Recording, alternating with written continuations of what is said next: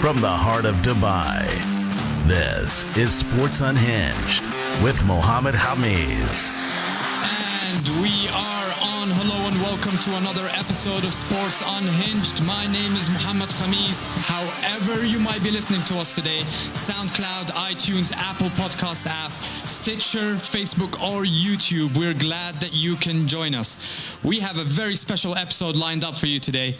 And I realize that many of you might be expecting a review of the Conor McGregor-Floyd Mayweather fight. I think everybody's sick of hearing about that. I am, for one. I'm glad it's over. We're definitely going to talk boxing at some point in the future. We've got Canelo and Triple G coming up. But today it's going to be an NFL special. We couldn't wait for the preseason games to be over. We decided to go ahead and start our predictions for the season right away.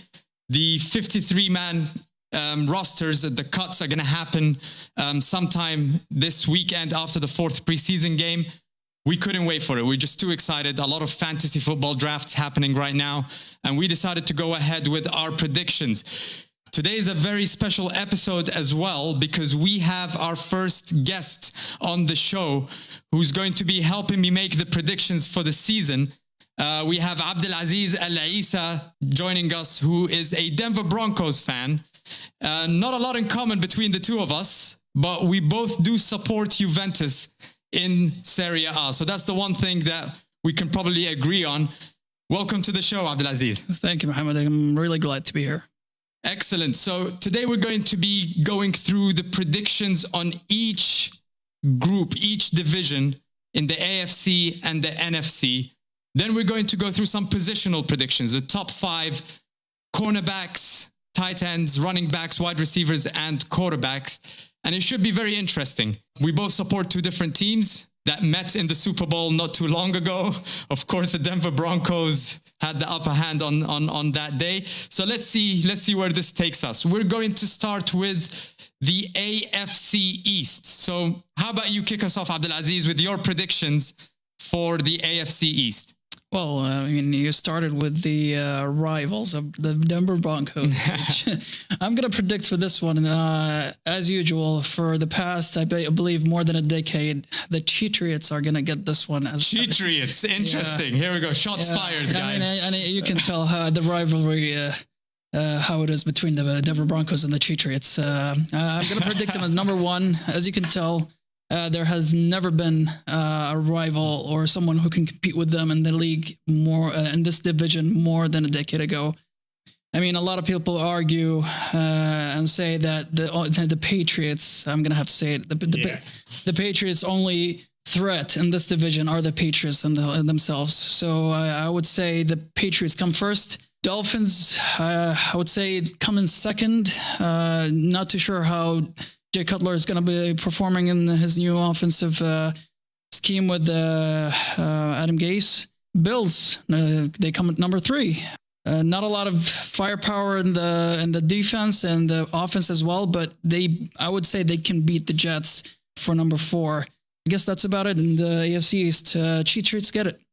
Any prediction for the record for your Patriots? Let's see here. I mean, this season, I would say 14-2. 14-2. Yeah, they're a really tough team. No matter how many players they lose, they seem to find another player to replace them. And people said that they're kind of similar to the 2007 Patriots team that lost in the Super Bowl against the New York Giants.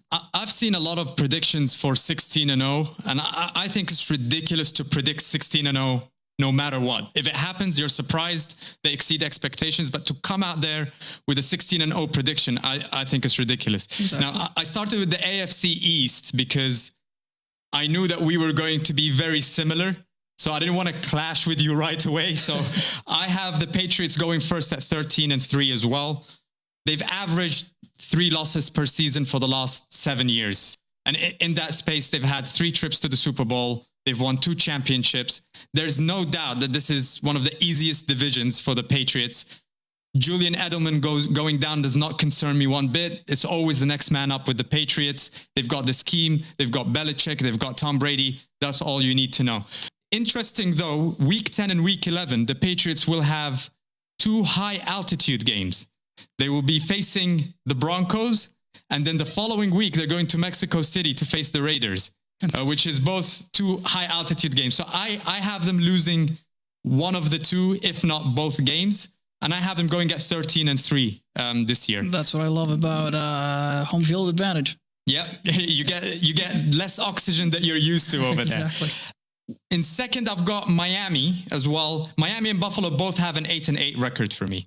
Miami, I think, are facing the AFC West and the NFC South. So they're going to have a tough time winning any games to begin with. I don't think Jay Cutler, especially after that interview of him saying that he doesn't have to be in good cardiovascular shape, I don't think he motivates anyone in that team to win any games.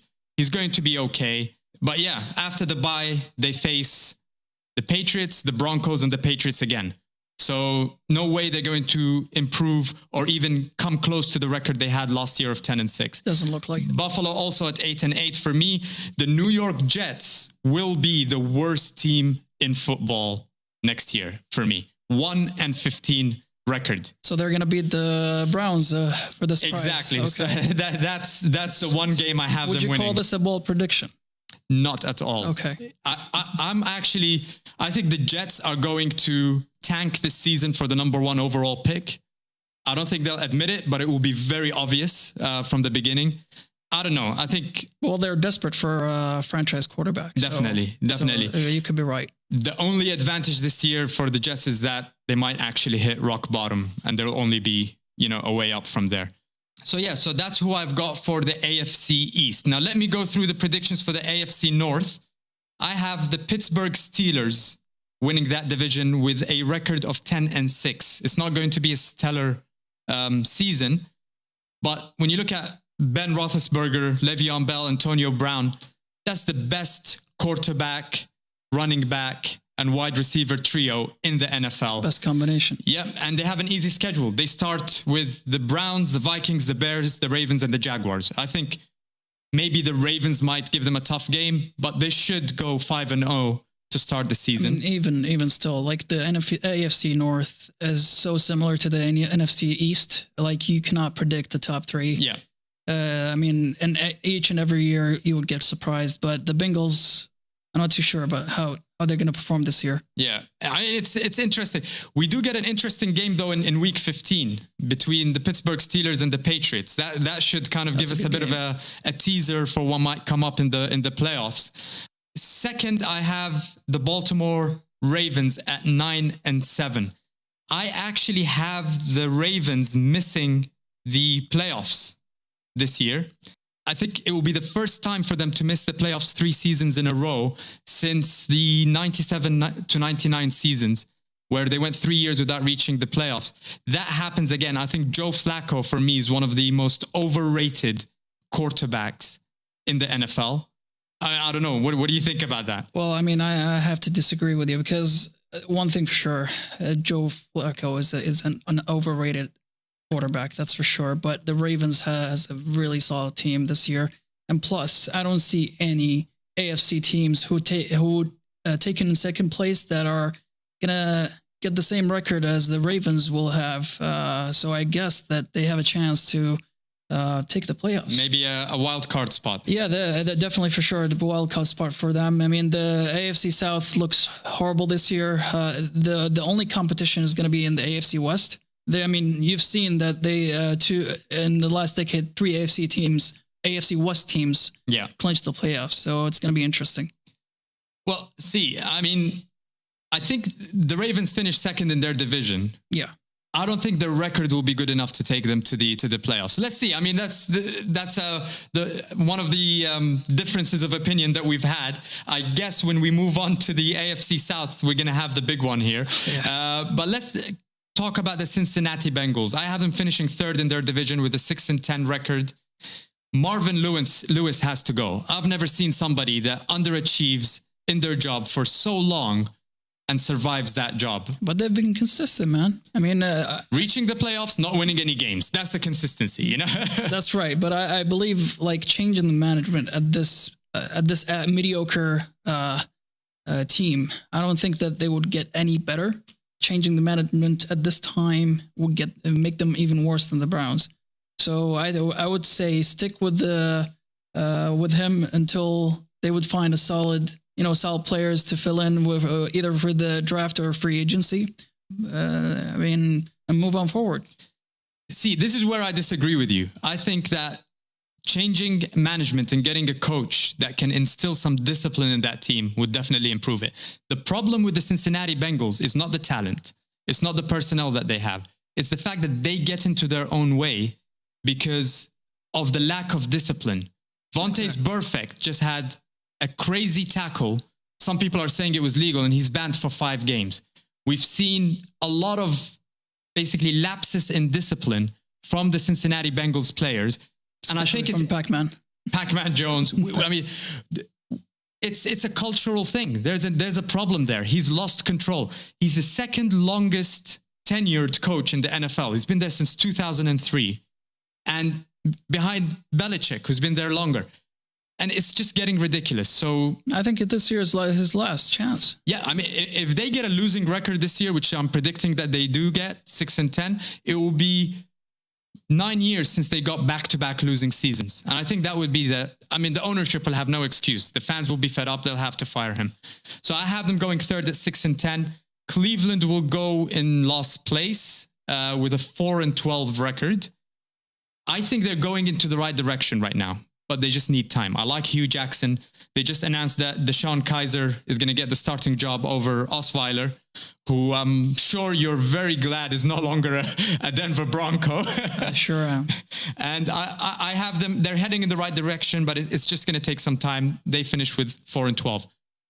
Do you agree with this ranking? 100%. But the only thing that I would add are the win and loss record. I would put the Steelers, I would say 11-5. Okay. This year, the Ravens are going to be 9-6.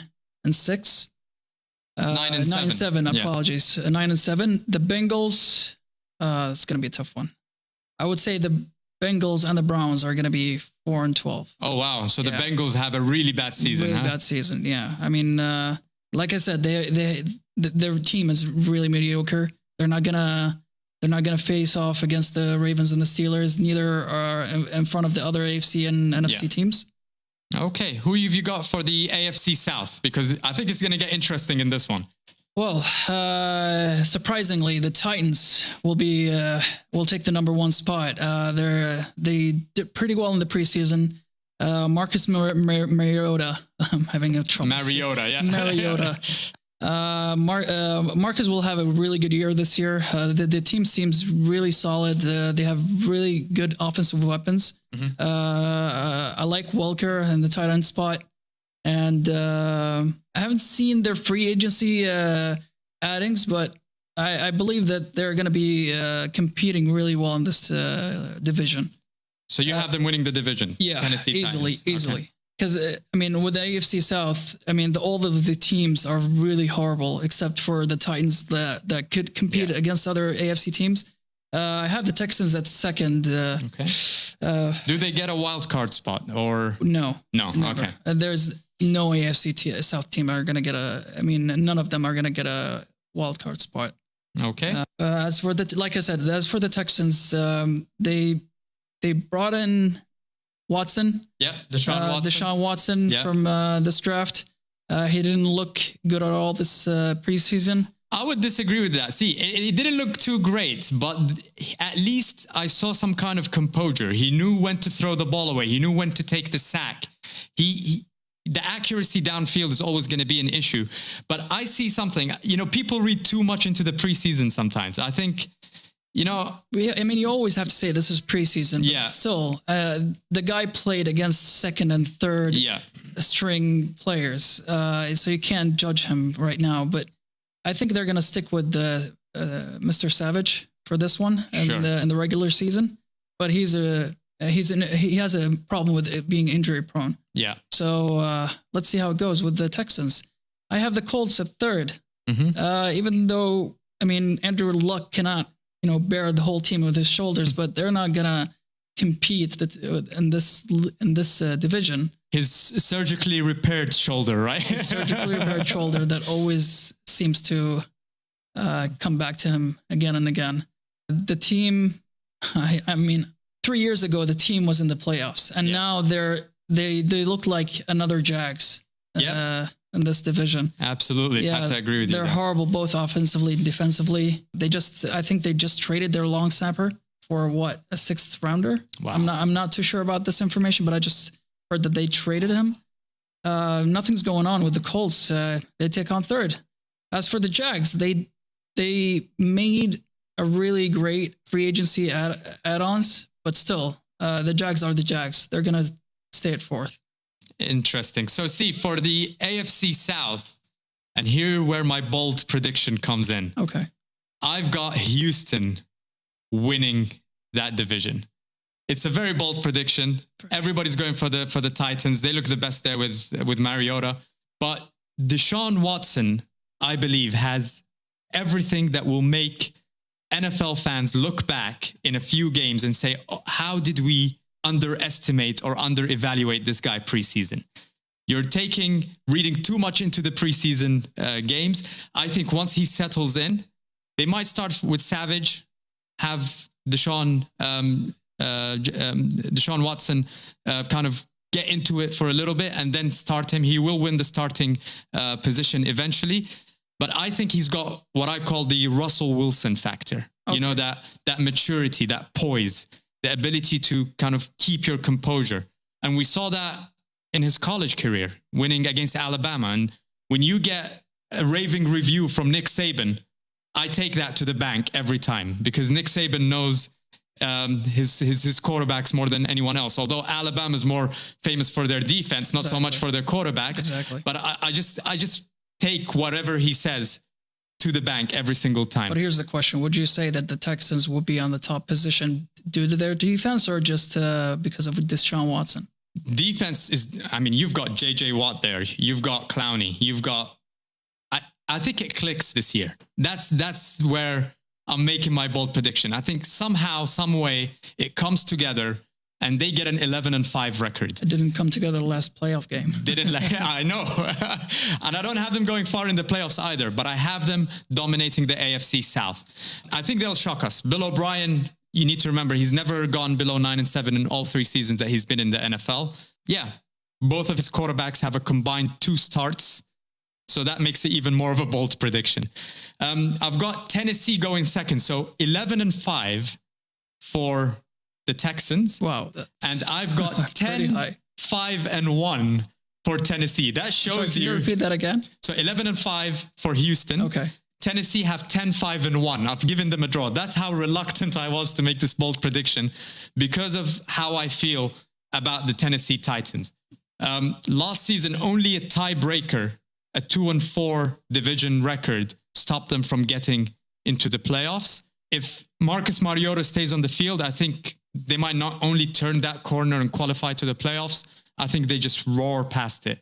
They will have a rough patch from week 11 to week 15, the Tennessee Titans. They have a Thursday night game against Pittsburgh. They've got 2 consecutive games in the West Coast as part of that stretch as well. So I think that's where 4 out of 5 away games that's where they'll probably dip near the end of the season. But they have a top 3 offensive line protecting Marcus Mariota this season, which is why I think DeMarco Murray will have a fantastic season behind that offensive line. We thought he was finished in Philadelphia. We thought it was over. He's going to make a comeback. Indy, I've got them at 6-9-1. So the draw comes between Indy and the Tennessee Titans, that one draw. But the Colts finish at 6-9-1. How healthy is Andrew Luck going to be? And even if he is, how much more punishment can this guy take? He's had surgery on his shoulder. He had the lacerated kidney last year. It's a shame, because we're seeing one of the top talents in the quarterback position. Could be once in a generation talent, and he's being wasted in the prime of his career with this terrible management that is the Indianapolis Colts front office. And they're not making any efforts to protect him and the offensive line. I mean, it's unbelievable. Ridiculous. Exactly. They have a suspect offensive line. Their running back is going to turn 34 years old. I'm talking about Frank Gore. Don't even get me started on the defense. It's just absolutely terrible. And they make 2 West Coast trips in the first month to face the Rams and the Seahawks. So I always put a lot of weight on the difficulty of schedule and teams playing outside of their time zones. That rule does not apply for all of my predictions, but for the Colts, it definitely will. Jacksonville is a shame. I mean, Jacksonville technically should have a fantastic season this year. If you look at it, everything looks good. They have a dominant defense that could be a top 5 defense in the NFL. They have, Jalen Ramsey, they've got Miles Jack, they've got Dante Fowler. They've upgraded their offensive line, which is the most important upgrade that they've had. But like you said, the Jags are always going to be the Jags. They got Leonard Fournette in the draft. Everybody's really excited about him. Jackson from last year. Where is the problem? It's in the quarterback position. Blake Bortles. I say don't read too much into the preseason. In this case, I'm getting all the information I need from the preseason. The guy looks scared. He's not focused. He's inaccurate. He's missing wide receivers, like wide open receivers. It's just horrible. Their problem is at the quarterback position. The offense will hold them back. If Blake Bortles had a great preseason, I would actually consider them to win that division this year. I think they've done everything correctly in all other positions. They struggle at the quarterback position. Let's move on to the AFC West, where we'll be wrapping up our first segment. Now, this one, I'm jumping on the bandwagon here. The Oakland Raiders. I think the Oakland Raiders win that division with a 12-4 record. Everybody's focusing on one statistics from last year for the Oakland Raiders. And that statistic is being used for predicting that they will not do as well. That statistic is the number of games that they won with 1 possession left, the 1 possession contests that they had.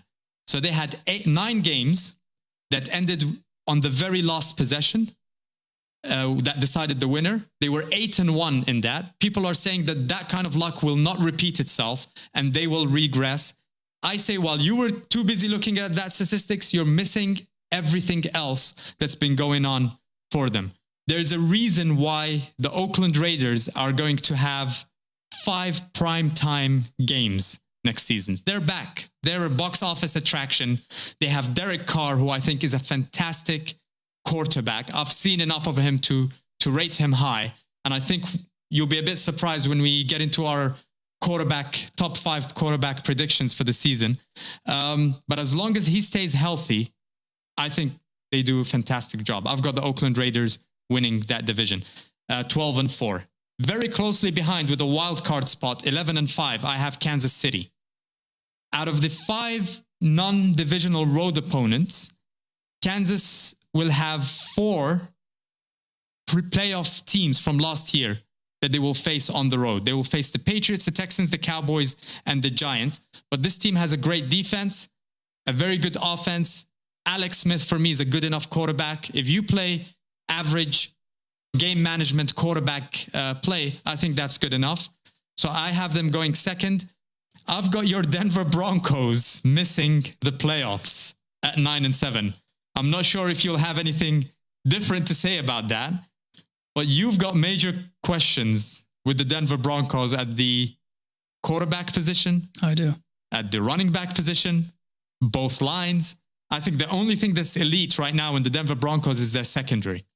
And you also have a schedule that is front-loaded with home games, which means after your week 5 bye, which is an early bye week that you're going to get, the Denver Broncos won't be in Denver for about 7 of the final 11 weeks. So you'll be playing a lot of away games. So the Denver Broncos are going to look fantastic at the beginning of the season. They might start 4-1, 5-0, and everybody will say that they're set up. But then I think they go into a very, very steep decline. And the reason for that is Trevor Siemian. You just announced that he's going to be the starting quarterback for the Broncos. He did well at the beginning of last season. He looked good. Threw 8 touchdowns, 3 interceptions. You had a 5-1 record. And then what happened after that?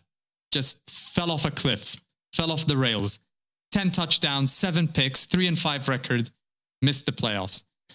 So I think you still have a great defense, but if you have the 27th total offense like you did last year, which I'm predicting that you will have as the Denver Broncos, they'll be watching the playoffs from home in January.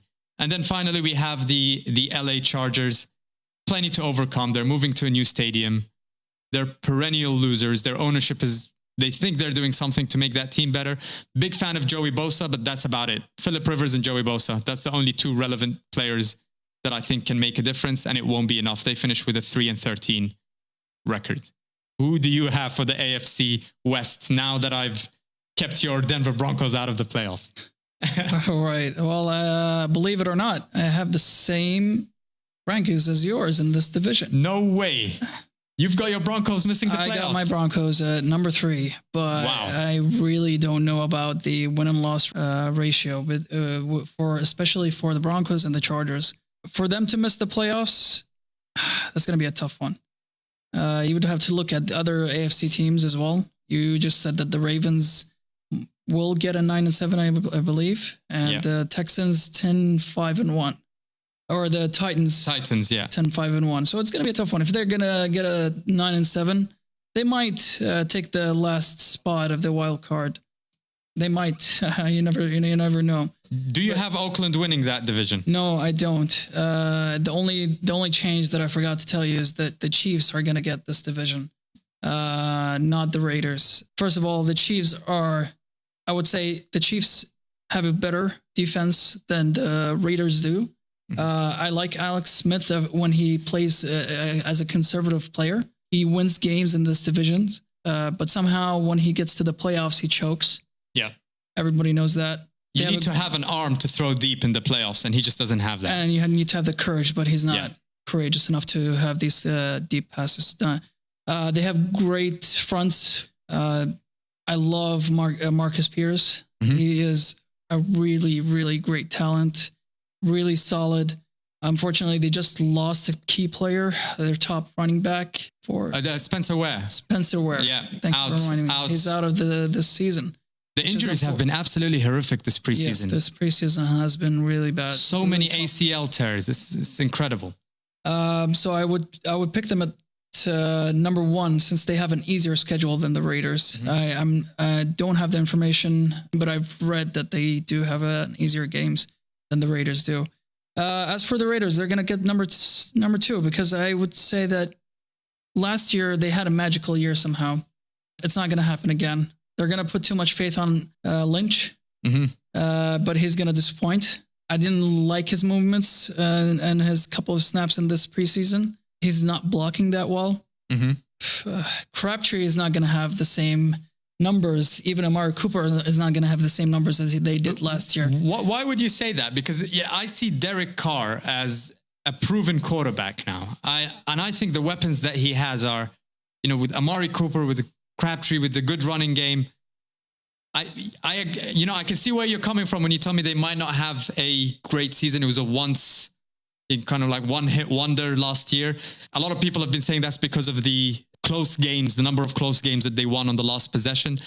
But, to say that they're going to have a steep decline. Not a steep decline. I mean, it's not going to be a low number. They're going to reach the playoffs somehow. Oh, so they get the wild card spot. Yes, okay. They will. I'm not saying that they will have a really steep compared to what happened last season, but I would say that they're going to have a tough time this year considering the opponents that they're going to face. Plus the front side that we're going to protect Derek Carr this year look a bit shaky. Mm-hmm. Derek Carr is a really great quarterback, but the way he's going to play this year is like what Phillip Rivers does. Mm-hmm. He just looks from his top right to his top left. He doesn't focus on his really deep wide receivers like he did last year with Amari Cooper and interesting Crabtree. So he's going to have a tough game. He's going to rely on his tight ends this year a lot, which they don't have big talents in that side. I picked them up at number 2. As for the Broncos, it's really tough for me to say, but they're not going to do so well. I picked them being at 9-7. Mm-hmm. Same as my record. 9-7. I would say 8-8. Let's do that. I really don't like the quarterback position in this team. Right. From both players, Paxton Lynch and Trevor Siemian. I like Trevor Siemian, but somehow in big games he kind of loses it. Right. It's like someone is like blocking his eyes or something. It's being under the spotlight, I guess. He gets nervous. Yeah, exactly. I mean, he's not a really strong physical player as well. Right. He gets injured a lot. Demaryius Thomas, he's not performing as well as he did in his early days. Yeah. Somehow, I believe he's going to be either cut or be traded at the end of the season. Yeah, I think they can get some value for him while they still can. If he has a decent season, they should probably consider trading him. Yeah, I would too. I mean, he's taking a lot of the cap space for now, comparing to the numbers he's making. Yeah. I mean, Emmanuel Sanders is stepping up, and he's doing all the deep threats, catching the ball for Trevor Siemian's throws. The only thing that would protect the Broncos for this year are going to be their defense. I mean, their defense is, like always, they're so solid. Losing DeMarcus Ware is not going to be an effect. A lot of people are going to step up in his position. You have Shane Ray, but unfortunately he got injured in the beginning of the preseason. They're predicting he's going to be out for 5 weeks, so let's see how it goes. Great cornerbacks. Chris Harris Jr., Keep Talib. That's where you look good. Yeah, exactly. On the cornerback position. They got Bradley Roby. Well, if any one of them gets injured or something, well, you got it. They're going to take number 3. As for the Chargers, I feel sorry for this team, to be honest. I feel sorry for Phillip Rivers. He's an amazing talent. Wasted talent, for sure. A great player, being in the wrong team for a very long time. If I was him, I wouldn't have renewed my contract with them a very long time ago. I mean, I don't know what to say about this team. The only talent that they have is Melvin Gordon, Joey Bosa. Yeah. That's about it. I mean, and they wrap up on the 4th place. Exactly. I give them a 3-13. 3-13 record. Very similar. I've got 3-13 as well. Well, excellent. That wraps up the first segment. So we've covered the AFC. When we come back, we're going to go through the NFC conference, division by division. We'll be right back.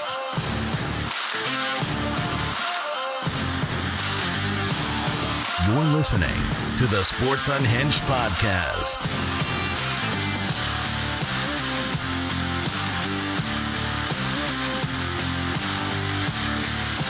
Welcome back to the next segment here. We're going to be covering the NFC conference. I have to say, Abdulaziz, in that first segment, you kind of surprised me a little with your Denver Broncos predictions. I thought we were going to have a bit of a duel on that one, but you kind of let me off a bit too easy. Yeah, I mean, it's not going to be a surprise. They're going to be terrible this year. I mean, just like us last year. So I'm not putting my hopes up high. Well, the best thing is if you have your expectations so low and they do better, then they exceed your expectations. You can't be disappointed, right? Exactly. All right, excellent. So let's start the NFC with the division that everybody likes to talk about, the NFC least. Well, it's the NFC East, New York Giants, Redskins, Cowboys, and Philadelphia. Who do you have?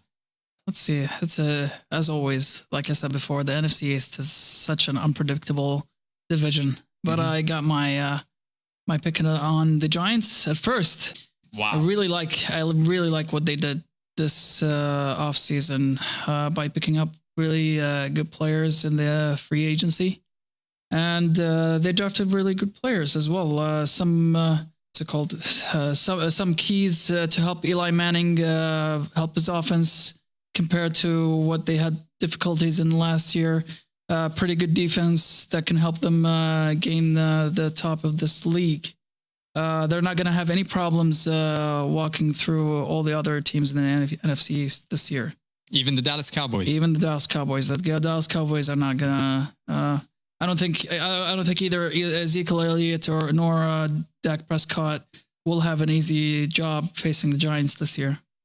You're kind of stealing my thunder here because I thought that was going to be the bold prediction that I make for the year, but interesting. So you've got the Giants going first. Who do you have going second?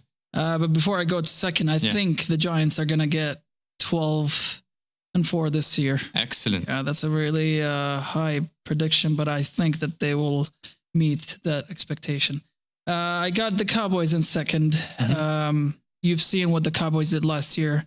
I think they're going to do the same, but without Ezekiel Elliott playing the first 5 games, I believe, since he's been suspended. They won't be good or consistent in the running game. So has that been confirmed, or is he going to challenge that in court? He already challenged it, but nothing final as of yet. Okay.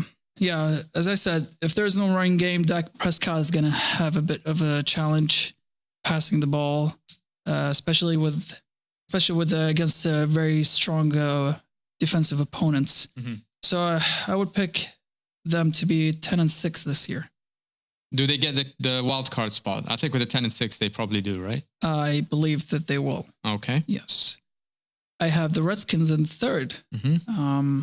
I like the team overall. I like Kirk Cousins.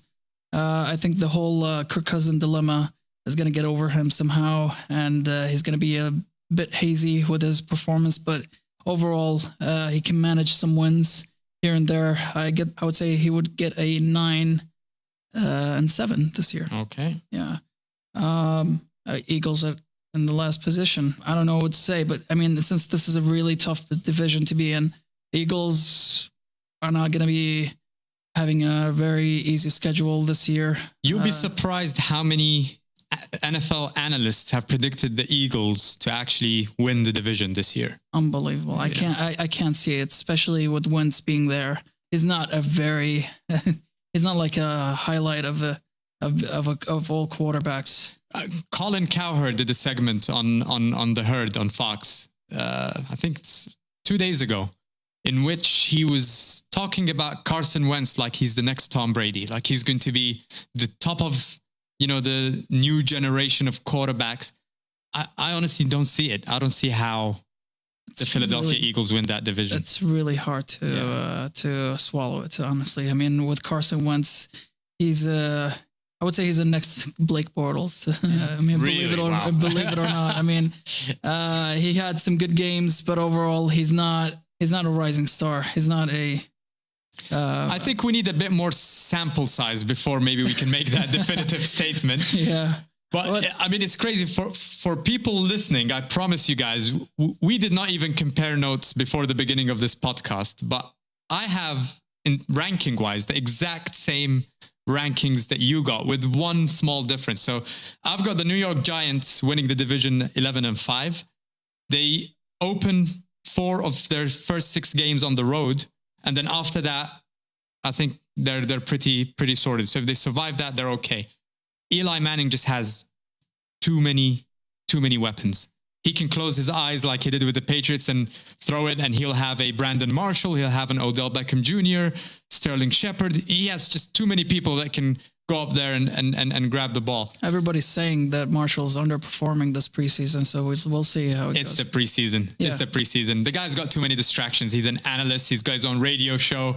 Once he kind of locks into the season, I think he does okay.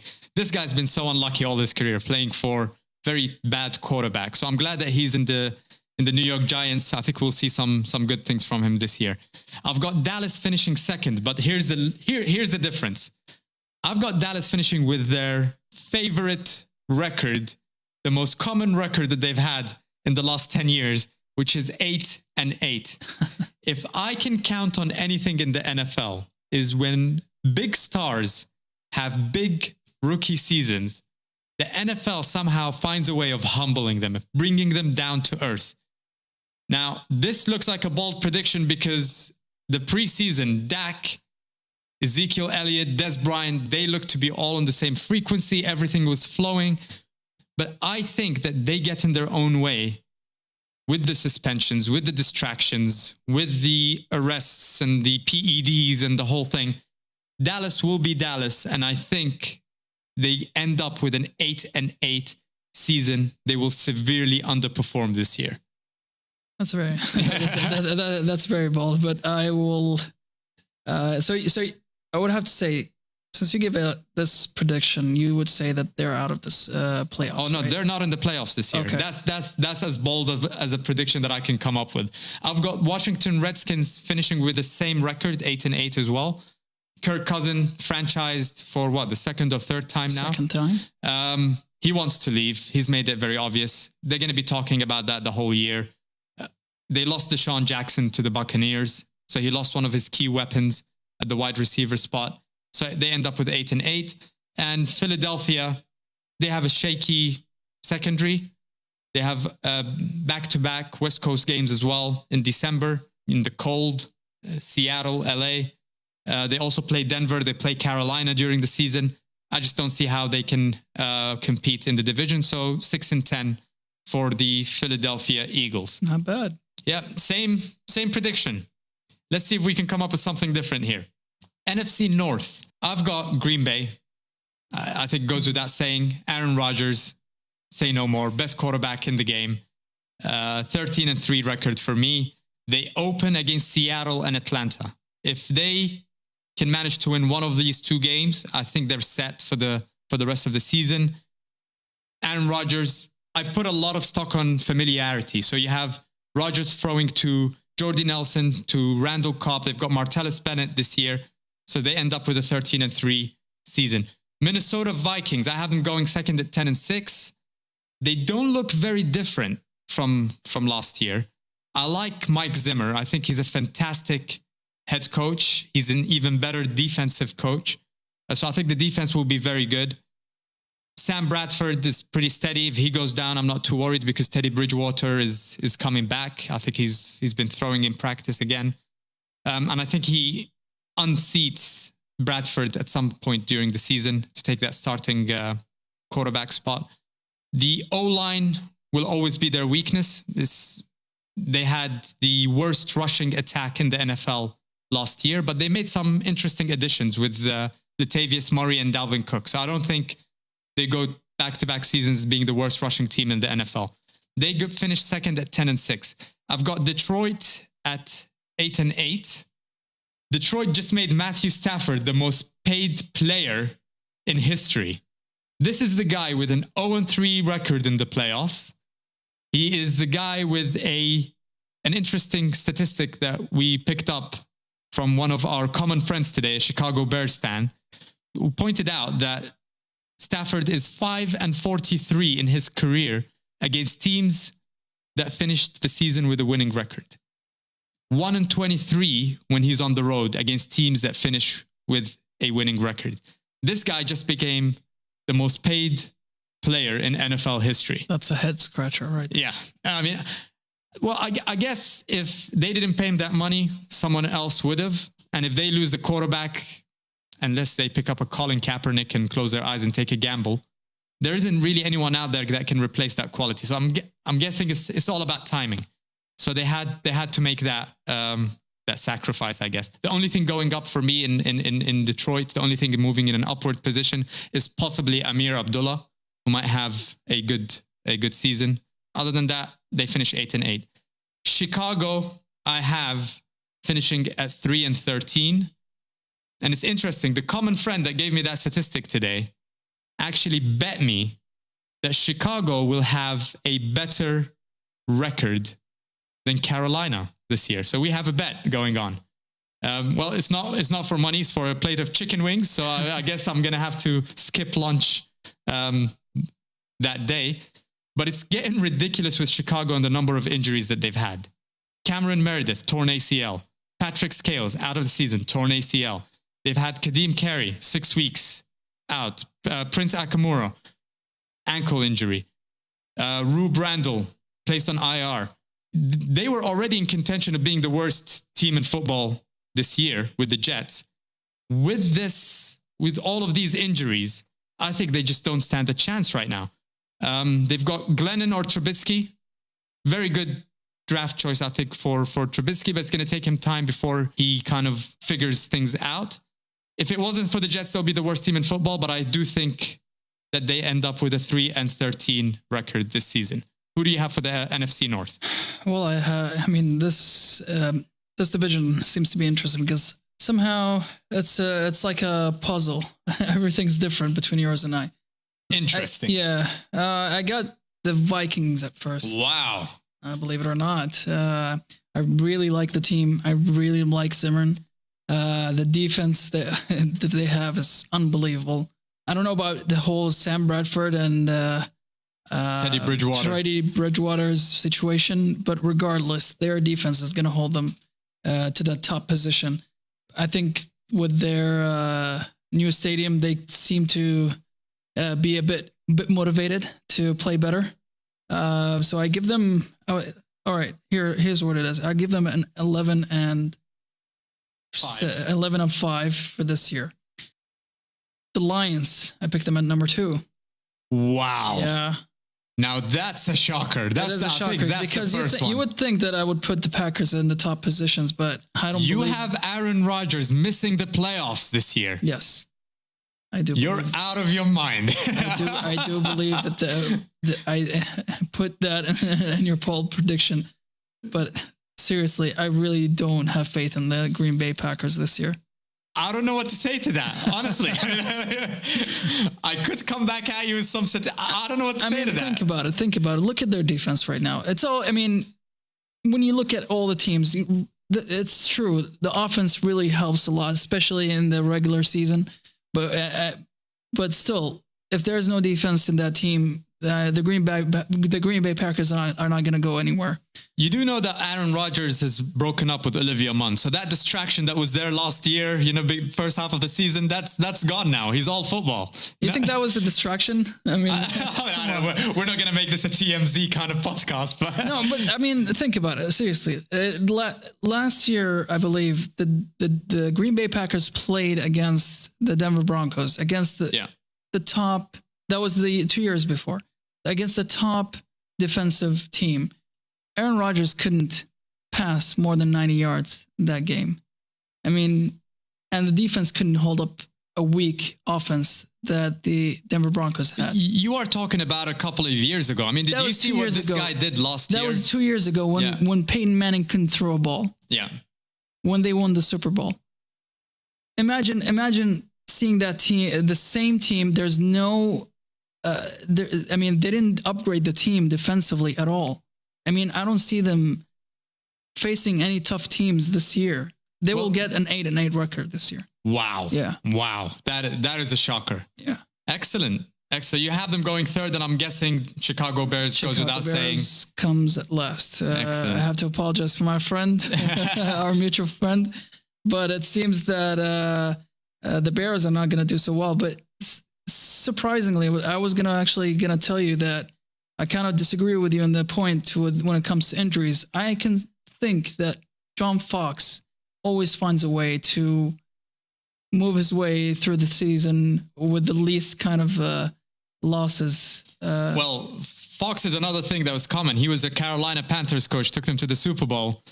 And he took the Denver Broncos there as well. So, interesting. All right.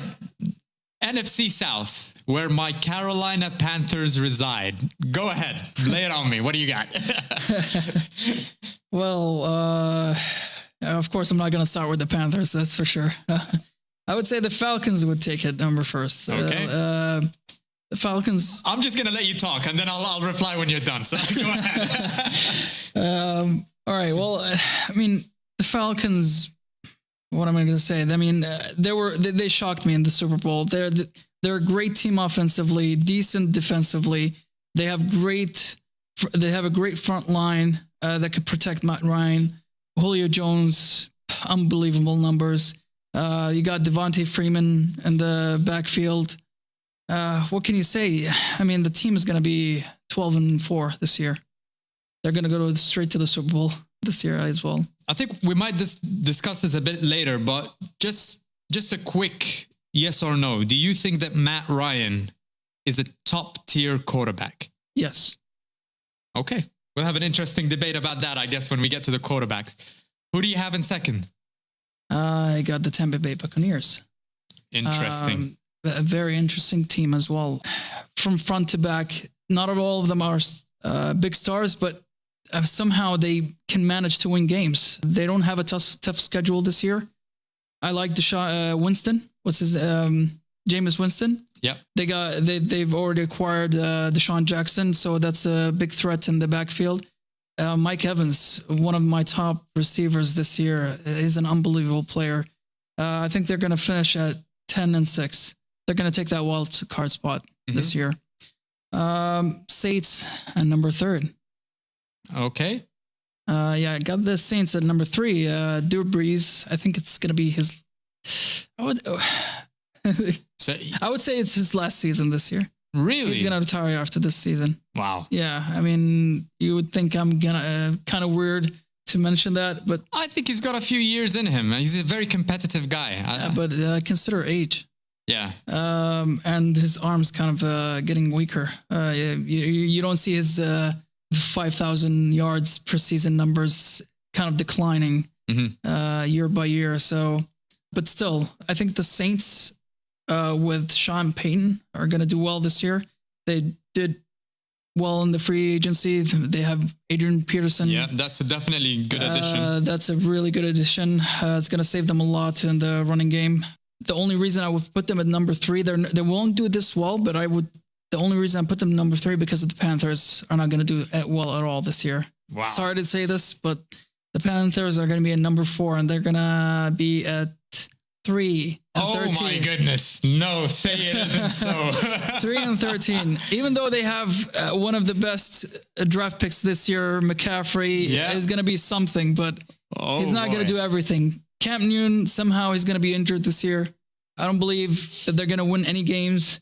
3 and 13. 3 and 13. You have them as bad as the Chicago Bears, worse than the Jacksonville Jaguars, the Cleveland Browns. Not worse than the Jets, I would say, or the Browns. I think that the Browns and the Jets are going to be much worse than the Panthers, but I think they're going to share the same record at the end. Well, let me start defending my Carolina Panthers by saying that I have them winning the division, the NFC South this year.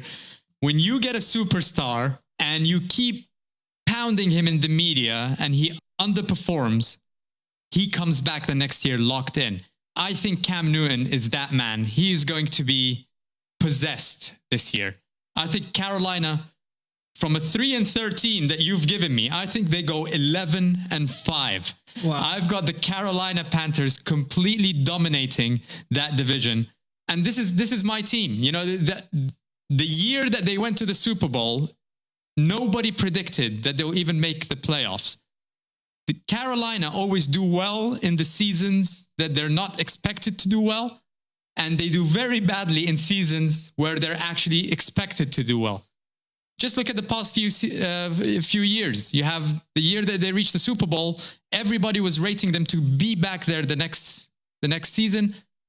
Horrible, absolutely terrible. The Atlanta Falcons completely dominated that division. I've never rated Cam Newton as a top tier quarterback. I'll be the first to admit that. 58% completion rating in his career.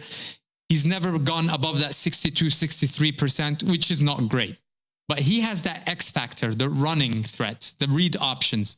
And yes, he did go through the surgery, but I still feel confident that Carolina get the 11 and 5 record, even if they're playing with the backup quarterback, who's Derek Anderson, who I believe is the best backup quarterback in the league right now. What do you think are their weapons other than Cam Newton? So the running game looks really good. So they've got Christian McCaffrey. I think their second draft, Samuel Curtis, the wide receiver, is going to make some noise. Kelvin Benjamin, so help me God, he better come back and actually look like he's interested in playing this year. He looked good in the preseason, so I have them doing well there. October looks a bit tough because only 1 of 5 games are going to be played in Charlotte. The rest are all away games. So if they get through October with maybe only 2 losses on their record, 3 losses maximum, I think they're on. How many West Coast games? Not sure. Don't have that information in front of me, but they do have a Thursday night game against Philly in the East, which is in close proximity to a previous game. But I just feel really good about them this year. I don't know. There's definitely a bit of bias here. That's more what it is. heart over head over here, but I think Carolina wins the division with 11 and 5. I've got Atlanta second with a very close 10 and 6 record. Now, here's the thing. They have a loaded roster. You know, like you said, they look good almost everywhere. But the way that they lost that Super Bowl, that hangover, that Super Bowl hangover, is something that's very real. It will stay with them. I have them struggling because of that, especially in big games, especially in close games. It will all come back to them. They lost their offensive coordinator in Kyle Shanahan, who moved to San Francisco. And they have a mid-season stretch of 4 road games in 5 weeks. So 4 out of 5. That includes trips to the Patriots and a trip to Seattle. So I think that Atlanta will struggle, but they'll still get the wild card spot at 10-6. I've got New Orleans at 8-8. So same old Saints. They've added Adrian Peterson. Nothing to add to what you said. Drew Brees has a good season. I don't think it's good enough to get to the playoffs. But your Tampa Bay, who, if I remember, you picked to win the division. No. Second. Second. I have them going last. I think everybody is a year too early on Tampa Bay. I think Tampa Bay next year are a fantastic team. They will threaten for the top position. That's what they always say. They always say Tampa Bay is going to be there next year. People were a year early on the Oakland Raiders. People were talking about the Oakland Raiders in the Super Bowl last year just because they saw a good stretch. Now, don't get me wrong. They have, I think the best addition they've made is Deshaun Jackson. He makes that deep threat that will make Mike Evans look even better. They'll see the Falcons twice and the Packers during weeks 12 to 15. So I think Tampa Bay will be competing until week 12, and that's where it's going to fall off the rails for them, like Jameis Winston very much. So I've got Carolina first, Atlanta second with a wild card spot, New Orleans, and Tampa Bay. Interesting. Very interesting. Interesting. All right, so moving on to our last division of the NFC conference, we've got the NFC West. I've got Seattle winning the division at 11-5. Like I said, Russell Wilson. It's the Russell Wilson factor. Earl Thomas comes back. He's healthy again. He is the leader of that defense. He brings them all together. It's not Cam Chancellor. I think the leader, the spiritual leader, is Earl Thomas. Cam Chancellor is the enforcer. He's the muscle. They have a tough non-divisional road schedule. They've got the Packers, the Titans, the Giants, and the Cowboys. But like I said, the Cowboys I'm not too concerned with. The Titans will finish second in their division. Giants and Packers would be an interesting game. They play 3 out of the 4 primetime games in Seattle at home where they don't lose, especially in primetime. So I think they look really good. They finish top. And also they only play in the Eastern time zone twice. And they have no back-to-back road games. So I think they have a very, very good schedule. I have Seattle going top. Another bold prediction here.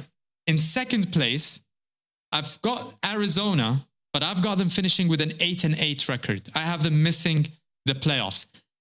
And I have literally no reasons to explain this. This is just, you put things on paper and Arizona's supposed to either win the division or at least qualify to the playoffs. But I don't know. I feel that something goes wrong here. Carson Palmer and Larry Fitzgerald should have one more trip to the postseason before they retire. But I just think something goes wrong there. They start the season on a few consecutive road games, but it's against the Lions and the Colts. And I think something goes wrong there. But against the Lions or the Colts, they lose one game. It messes with their mentality for the season, and it just goes off the rails from there. The LA Rams, 5-11. I think Jared Goff will make...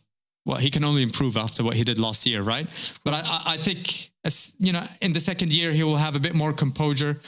It's a young team. It's ongoing, a lot of significant resets. So it's going to take a while. And then we've got San Francisco, who I think will have a 3-13 record. Both Kyle Shanahan and John Lynch got 6-year contracts, which tells you that this is a long-term reclamation project that they have there. So I've got Seattle top, Arizona will go second, the LA Rams go third, and San Francisco fourth. Who do you have? Same thing. Surprisingly. Excellent. I mean, honestly, it's not like the NFC East where it's unpredictable. The NFC West, it's the most predictable division, as you can see, other than the AFC East, which, right. But Arizona did make it interesting in the last few seasons, yeah, right? they had their spark, but it's gone out right now. Do you have them getting a wild card spot in the playoffs? Well, I just looked into my picks and your picks as well. My picks are going, like I said, my picks are going for the Falcons, Tampa, Giants, Vikings, and Seattle. So we got one more spot, and I think the Cowboys would take that spot. The Cowboys. Yeah. Interesting. Yeah. All right, cool. So that kind of wraps up our predictions for both divisions, NFC, AFC. We're going to be revisiting those sometime during the season. I think at the halfway point, at the 8-8 point, we might come back and make our revisions because obviously we'll have a lot more information. But very interesting, especially the Carolina bashing that we witnessed here today. Anyways, when we come back, we're going to go through our... this is going to be a bit of a longer podcast than usual, but we'll go very quickly through our top 5 cornerbacks, tight ends, wide receivers, running backs, and quarterbacks. Coming right up in the next segment.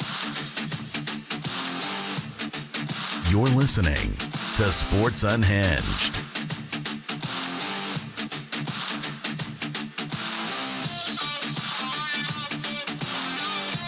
We've had some interesting predictions today. We're going to be going through our preseason top positional players. This is going to be a quick round robin. A bit of a longer podcast today, but this is our NFL special. We're really excited about it. And usually with all the football, the UFC, the boxing, NFL sometimes takes a bit of a backseat. So we're giving our NFL fans a special so everybody can enjoy it. Here, let's look at the preseason top cornerbacks. Now we're going to do this as a round robin, 5th to 1st. In my 5th place cornerbacks, I've got Josh Norman. Who do you have? I got Aqib Talib. Aqib Talib. Interesting. He doesn't make my list at all. Do you have Josh Norman somewhere there? Nope. Okay. No, I don't believe in the guy. Wow. Anymore. Especially once he got paid. I mean, his performance declined rapidly. I think Carolina it's the biggest mistake that the former GM made. To let him go? Gettleman is to let him go and I not think pay he him. just had one season. I mean, I don't know. I've never seen any other season where that he shined. Okay, in 4th place, I've got Richard Sherman. Now, I'm guessing you might have him a bit higher on your list. You would be surprised I didn't put him in this list. He's not in your He is top not 5. on my list. Wow. I got Denarius Jenkins at number 4. Interesting. Don't have him on my list either. 3rd place, you already mentioned him a bit earlier. Marcus Peters at the Kansas City Chiefs. I got him at number 3 as well. 2nd, who you have? Xavier Rhodes. Xavier Rhodes. Wow. Okay, so you must have left one of my top 2 off your list completely. I've got Patrick Peterson of the Cardinals. No, that's the guy that you left out. He's barely at the top 10 even. Wow. In my case. Well, that's maybe a debate that we'll have in more detail sometime later on a future podcast, but I think he's fantastic. Although I predicted Arizona will have a bad season, an 8-8 season, but I think he'll shine like he does every year. Who do you have in 1st place? Chris Harris Jr. Well, he's the only player that I can at least be happy about taking the top position out of all these rankings. Well, let's put it this way. When I predicted the Denver Broncos won't make the playoffs, I assumed immediately that you'll predict that they will make the playoffs. So my olive branch to you would have been at this segment where I've also put Chris Harris Jr. as the top. I'm a big fan of the guy. I think he's the top cornerback right now. He's underrated. He's never mentioned in the top 2, top 3. You always hear the Richard Shermans and Josh Normans tweeting at each other, and that's why sometimes they talk themselves into the conversation. For them, it's all about the media and the show-offs. But for Chris Harris Jr. to be an undrafted guy being here on the top list, I mean, it's unbelievable. The guy's he's doing his best to be the best. But now I'm kind of regretting it after hearing what you had to say about my Panthers. I'm thinking of taking that olive branch away. Excellent. So that's our top 5 cornerbacks. Who do you have at the tight end position, number 5? I've got your player, Greg Olsen, number 5. Greg Olsen. I have him much higher on my list. I've got Delaney Walker in 5th place. I was kind of hesitant to put him there, but he's not. I mean, compared to the others, nope. He gets an honorable mention for you. He does, but he's not going to be in the top 5. Who do you have at 4? Jordan Reed. Same here, Jordan Reed. I think Kirk Cousins doesn't get paid the money that he got paid if it wasn't for Jordan Reed. He made him look... Great duo. Yeah. I mean, both of them together are like a moneymaker. If he could stay on the field, I think they can do great things this year. Yes, they can. Third place. Believe it or not, I got Hunter Henry at number 3. Interesting. I don't have him on my top 5 at all. Yeah, I believe that, Phillip Rivers and Antonio Gates connection. Right. They've been great together. Right now, all the focus is going to be on Hunter Henry this year. He loves his tight ends. So interesting. Hunter Henry is going to be number 3 for me. I've got an interesting one here at 3. I've got Rob Gronkowski at 3. And the reason why I have him at 3rd is because he's injury prone. He doesn't stay on the field. If he's healthy and he's going full throttle, he's number 1 for sure. But I just don't have that trust in him. The way that he falls, I think because of his size, always makes him prone to injury. Exactly. He will definitely go down in history, possibly, arguably, as the greatest tight end of all time. I think you've got Tony Gonzalez that might have something different to say about that, but he goes down to number 3 for me. Before we move into number 2, would you think that Gronkowski, as great as he is right now, without Tom Brady, would he be there or not? I've never really thought about that because, Tom Brady makes Julian Edelman and Amendola look like elite wide receivers. So exactly. Yeah, I guess we'll never know until maybe one of the two move to a different team. Number 2, I've got Travis Kelce. Oh, I got Rob Gronkowski at number 2. Okay. And who's your number 1? Travis Kelce. Travis Kelce. Again, you call me biased. I've got Greg Olsen as number 1. No way. Greg Olsen is consistency defined. I mean, he does his job in blocking. 1,000 yards for the last 3 seasons. Whether he's got Cam Newton or somebody else, or whether things are going great in Carolina or they're going, down the crapper, Greg Olsen is one of the only consistent things happening at Carolina. He's got over 70 receptions for the last 4 years, 7, 6, 6, and 3 touchdowns in the last 4 years. Now, the touchdown count kind of went down last year.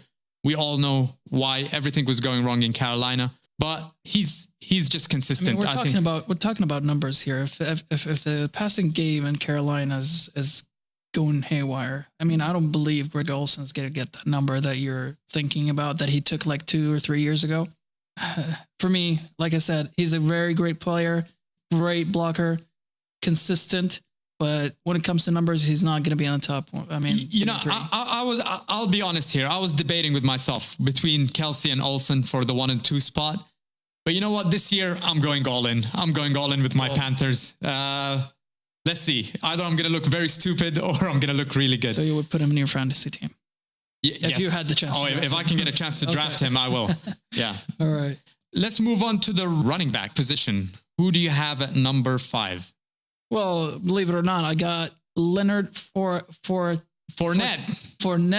Sorry. Unproven. You're putting a rookie in the top 5. Yeah. I think I would have faith in this guy. The guy seems great.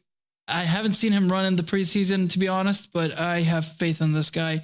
I had a bit of time to, or I would say a hesitation to put Joe Mixon in. Okay. I've seen couple of games that he played in this preseason. He has an amazing talent. People are going way too high in Joe Mixon. I think and Leonard Fournette as well. I mean, top 5 in the whole of the NFL. Yes, I mean, to be honest, there's not great running backs for this year. They're not gonna perform as they did. I mean, Freeman just got his big payday, and you know how it is in the NFL. Once you get your payday, you're not gonna.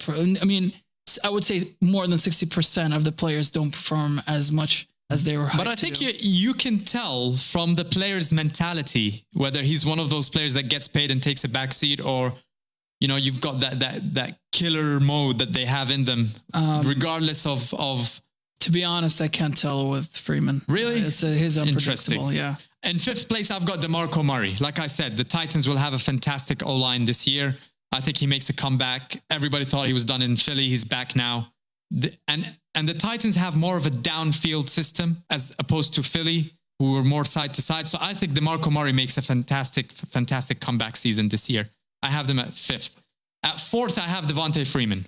I have him as the number 4th running back. I got Melvin Gordon at 4th. He's gonna do great this year. Okay, 3rd place. Who do you have? Le'Veon Bell. In 3rd place, I have got Ezekiel Elliott. How did you choose this guy with him having 5-game ban? Because he's that much of a star player. I still think that his numbers are inflated because of the O-line that he has. I think I'm actually making this prediction on the assumption that the ban gets challenged in court and is overturned or delayed, just like Tom Brady's was last year. So I think that Ezekiel Elliott gets his ban overturned, and even with that, he finishes 3rd in the top 5 list. Interesting. 2nd place, who do you have? I got Jordan Howard. Jordan Howard. I don't even have him in my top 5. I've got David Johnson from Arizona. Great vision, best pass catching running back. He's got the power, he's got the speed. He can arguably be number 1. So I'm kind of wondering now, who do you have as number 1? David Johnson. David Johnson, interesting. All the characteristics that you just brought out. An amazing talent, very physical, can break tackles really easily. Amazing player. Yeah, so I guess number 1 for me. You had Le'Veon Bell at 3, right? Yes. I have him number 1. Le'Veon Bell to me is a whole different level. I don't think it's even close. The patience that he has. You know when you play GTA or some of these games and the character can go in like slow motion mode, shooting bullets in a different time zone than everybody else? Yeah. That's how Le'Veon Bell plays. He's got such consistent player. He's got patience. He waits for the blockers. He finds the gap. He gets to work. He just plays at a different speed more than anyone. If it wasn't for the suspensions and off the field issues, I think he'll be easily the top running back in the league right now. So I've got Le'Veon Bell going number 1. I would have put him in number 2, but with his distraction because of his contract and stuff, I think it's. I think he's out there to prove himself. It gets into players sometimes. Yeah. All right, let's move on to the wide receiver spot. Who have you got in number 5? I got Odell Beckham Jr. Interesting. I thought we were going to have a bit of a discussion on that. I've got him at number 4. I've actually got Mike Evans at number 5. All right. I think, like I said, with Deshaun Jackson playing that deeper role, he will shine a bit more this year. I thought that you would have Odell Beckham Jr. a bit higher on your list, but you don't seem to be a believer, just like I am. Beckham was the number 1 target for Eli for the past 2 years. It was his only focus when he passed all the deep threats to Beckham. But right now, since he has Marshall and the other side, I think, when it comes to numbers, he's not going to be performing as he did. See, here's an interesting statistic. I have some statistics here on players and their team records when they've received at least 1 touchdown during the game. So with wide receivers that have received at least 1 touchdown during the game, what is their team record in those games? With Gronk scoring at least 1 touchdown, his team is 44-7. AJ Green, 30-14. Des Bryant, 30-21. Julio Jones, 23-9. Antonio Brown, 24-13. And it goes on. Odell Beckham Jr., when he receives at least 1 touchdown in a game, his team is 13-11. When he has 100 yards receiving in a game, his team are actually 7-12. When Odell Beckham Jr. has more than 100 yards in a game, his team is more likely to lose than to win. And that's the reason why I have him so low on my list. Now, don't get me wrong. The physical attributes, the talent, the superstardom, the one-handed catches and all of that looks great, but the impact that he has on the team is pretty minimal. And I found it pretty hilarious when he said earlier this offseason that he expects to be the top paid player in the NFL pretty soon. Not out of old wide receivers, in the NFL. I think he's absolutely delusional. Yes. I think the stardom has got into his head. So I have him going at number 4. Who do you have at number 3? I have not I have not Oh, you haven't told me who you have at number 4. I didn't tell you who I had at number 4. I got Amari Cooper at number 4. Amari Cooper. He's not on my top 5. He gets an honorable mention for me. Okay. As you said, at number 3, I got Mike Evans. Mike Evans. Great player. Yep. Like I mentioned before, the guy can catch balls. Like he is the bigger version of Odell Beckham Jr. Yep. Yeah. And I think he will have a great season this year. I've got AJ Green, a wasted talent in the Bengals. I think without him, Andy Dalton is considered a Blake Bortles today, honestly. Even worse. Even worse. So I've got him going at 3. I'll give him that much. At 2, I have Antonio Brown. Who do you have? Julio Jones. Julio Jones. I think it's a 1 and 2 tandem. I'm guessing Antonio Brown is your number 1. Yeah, he's my number 1. So I've got Antonio Brown and Julio Jones as 2 and 1 as well. I mean, it's 2 of the greatest wide receivers. Absolutely. Let's move to the final one, which is the top quarterbacks. Yes. Who do you have? Number 5. I was a bit hesitant. I put up a name, but I've changed my mind. I put up Kirk Cousins at first, and then I changed my mind and put Kirk Cousins. Really? Okay. Here's the thing. I put Big Ben instead. I like Kirk Cousins. He puts in big numbers, very consistent. But when it comes to Big Ben, he's, arguably one of the best out there. So I think he's going to be having a good season with Antonio Brown. Steelers are going to do well this year. They're going to put a lot of huge numbers. Yeah, Big Ben gets number 5 for me. Very interesting, because I had a bit of a dilemma at number 5 as well. I had Matt Ryan or Big Ben, and I decided to go against picking Matt Ryan. I've put Big Ben in. Earlier in the podcast, I asked you whether you thought that Matt Ryan is an elite quarterback, and you said yes. I heavily disagree with that particular statistic. And the reason for that is because we've only seen a great season from Matt Ryan only last year. If you look at his first 8 seasons, if you exclude the great season that he had last year, his win-loss record is 74 and 52. His completion percentage is 64%. Not that great. I think if Matt Ryan proves me wrong and has a fantastic season this year, then he can enter the conversation. But I'm not ready to make that commitment on 1 year. Cam Newton made it to the Super Bowl the year before, and I still kept him out of my list. I wouldn't put him in the top 5 list even last year, although he won the MVP, because of the numbers that you would have put him in your list if it were, last year after the Super Bowl. Before judging the last year's See, I've been the biggest critic of Cam Newton. I think he keeps the ball too long. I think because of the running capabilities that he has, sometimes he's a bit more indecisive. So, I've been criticizing Cam Newton quite a bit. So he's not even in my top 5 list today. Who have you got number 4? Tom Brady. Wow. You're demoting the great Tom Brady to number 4. Are you expecting a slump? No, I don't. Well, I'm not demoting. He's the greatest quarterback in the NFL. The guy performs well, doesn't put huge numbers as the Aaron Rodgers, the Matt Ryans, or the Peyton Mannings, but he somehow gets the championship.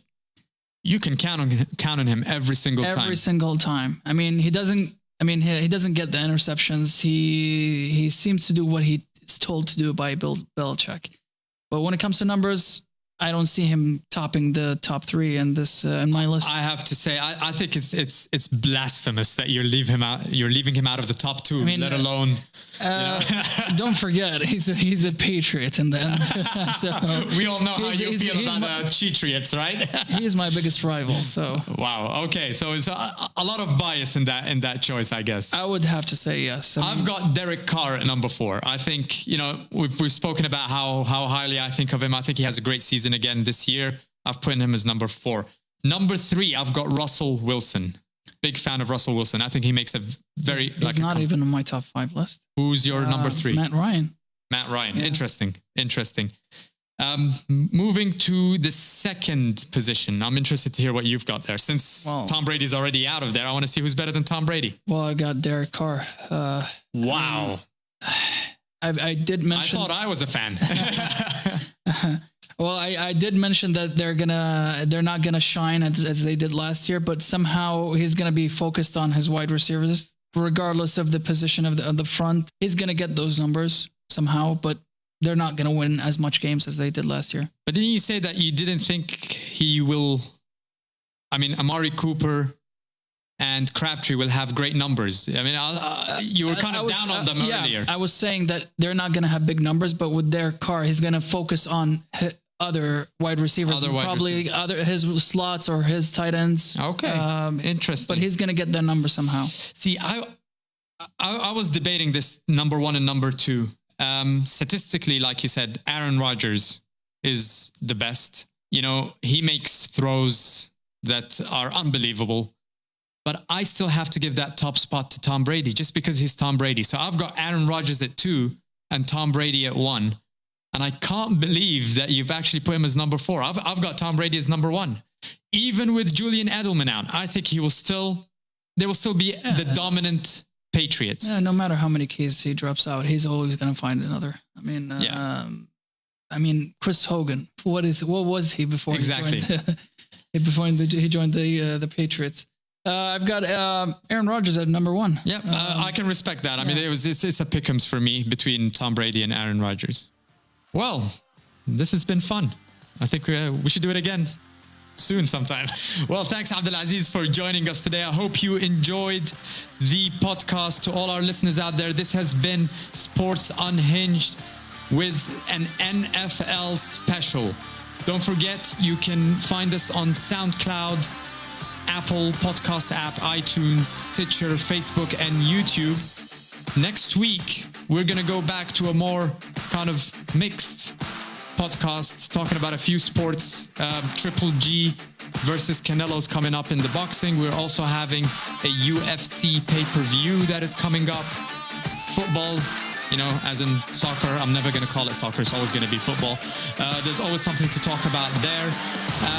So yeah, until next time, thanks for listening to us, and we'll see you very soon.